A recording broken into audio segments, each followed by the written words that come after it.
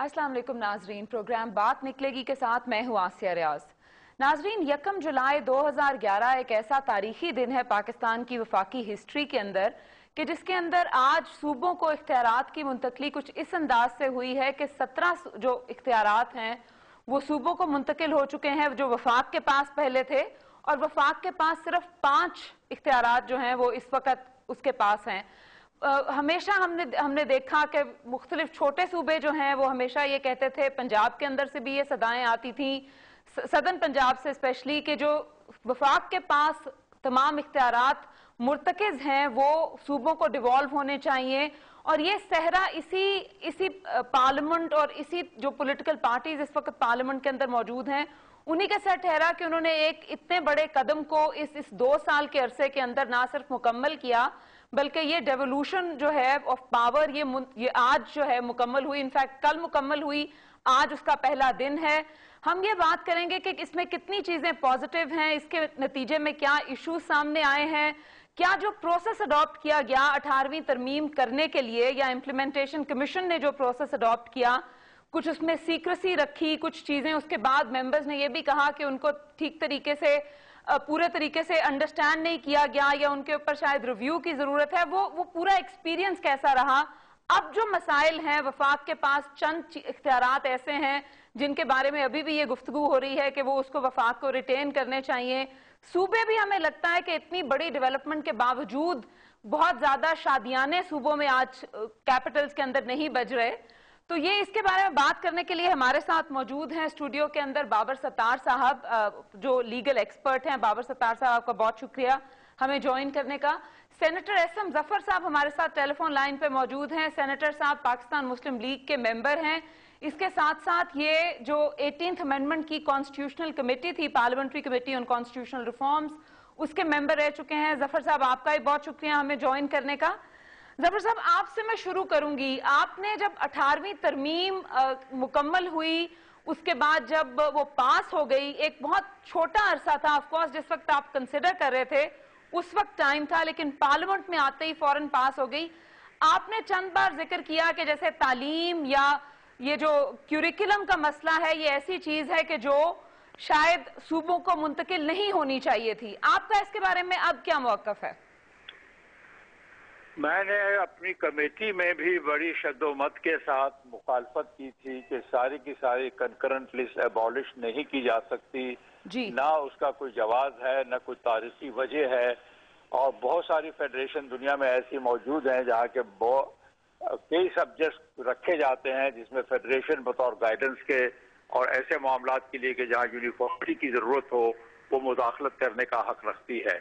लेकिन मेरी चूंकि ये बात नहीं मानी गई थी, मैंने अपना रीइटरेशन नोट बड़ी तफसील से दिया था जिसमें ये भी बात थी कि करिकुलम को हम अलहदा नहीं कर सकते, इसमें फेडरेशन का दखल रहना चाहिए। वजह उसकी यह है कि कौम की एक शिनाख्त होती है, एक ही हीरोज होते हैं, तारीख की एक ही इंटरप्रिटेशन और तशरीह होती है। जब हम अपनी अपनी तारीख की तशरीह करने लग पड़ेंगे तो मुल्क तकसीम और तकसीम दर होता चला जाएगा। ये तकरीबन तमाम दुनिया का भी ये मौक़िफ़ होता है। लेकिन इत्तेफाक से चूंकि कंसेंसस पे ज्यादा जोर रहा हमारी कमेटी में, और वही स्लोगन था कि हम जब तक मुत्तफिक होकर बाहर नहीं निकलेंगे कौम के अंदर उम्मीद नहीं जागेगी।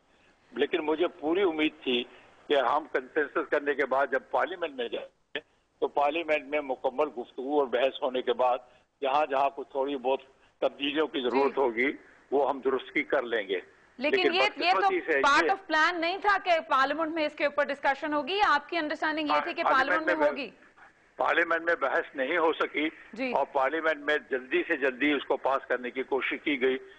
ख्याल के मुताबिक गलती थी, लेकिन अगर कोई गलती हो जाए तो उसको मान लेने में और उसको दुरुस्त कर लेने में बड़ाई होती है, कोई कमजोरी नहीं होती।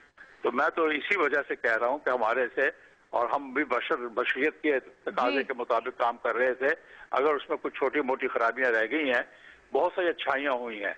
18वीं तरमीम में बहुत से अच्छे काम कर लिए हैं हमने, लेकिन अगर कुछ मामलात में तब्दीली की जरूरत है तो फराख दिली के साथ तब्दीली करने के लिए तैयारी करनी चाहिए। जफर साहब, ये बताइए कि आपने कहा कि कुछ गलतियां हैं, उनको मानना भी चाहिए, उनसे सीखना भी चाहिए। तो इम्प्लीमेंटेशन कमीशन जिस वक्त बैठा ये इख्तियारात की मुंतकली के लिए, मिनिस्ट्रीज की मुंतकली के लिए, तो हमने देखा कि एग्जैक्टली जो सीक्रेसी 18वीं तरमीम को ड्राफ्ट करते हुए थी, वही सीक्रेसी इस वक्त इम्प्लीमेंटेशन कमीशन ने की। तो क्या सबक सीखा इस प्रोसेस के अंदर से उन्होंने? इम्प्लीमेंटेशन कमेटी में इत्तेफाक से मैं तो मौजूद नहीं था जी, लेकिन पॉलिटिकल पार्टीज तो थी जी। हाँ जी, शायद इसी वजह से मुझे उसमें नहीं रखा गया कि मेरी मुखालिफत बड़ी वाज़ेह थी जी। लेकिन इम्प्लीमेंटेशन कमेटी के लिए मुझे ये कहना पड़ रहा है, बावजूद इसके कि 18वीं तरमीम में हमने एक बहुत उम्दा गुंजाइश रखी थी कि ये दिक्कतें आएंगी, जिसका अभी आप बहुत लोग हवाले दे रहे हैं जी। इन दिक्कतों को अबूर करने के लिए 18वीं तरमीम ने ये गुंजाइश रखी थी कि कुछ दिक्कतें जब आए उसको हल करने के लिए पार्लियामेंट की मुश्तरका इजलास में अक्सरियत से आप उसको तब्दील कर सकते हैं, मोहलत ले सकते हैं, मौका ले सकते हैं और उसको आइंदा के लिए मौखर कर सकते हैं। इसका फायदा इम्प्लीमेंटेशन कमेटी ने नहीं उठाया। ना मालूम इम्प्लीमेंटेशन कमेटी को क्या जल्दी थी कि ये फौरन कर दिया जाए।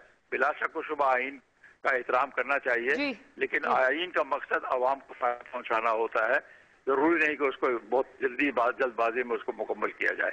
जफर साहब, हम ब्रेक पे चलते हैं। ब्रेक के बाद आएंगे तो आपसे ये भी पूछेंगे कि क्या ये जो 18वीं तरमीम के नतीजे में डेवोल्यूशन हुई है, क्या ये वफाक को मजबूत करेगी, पाकिस्तान को मजबूत करेगी, या कुछ हल्कों का जो ख्याल है कि ये इससे शायद फेडरेशन वीकन होकर पाकिस्तान के इंटरेस्ट में नहीं होगा। नाजरीन, ब्रेक पे चलते हैं, ब्रेक के बाद दोबारा गुफ्तगू करेंगे।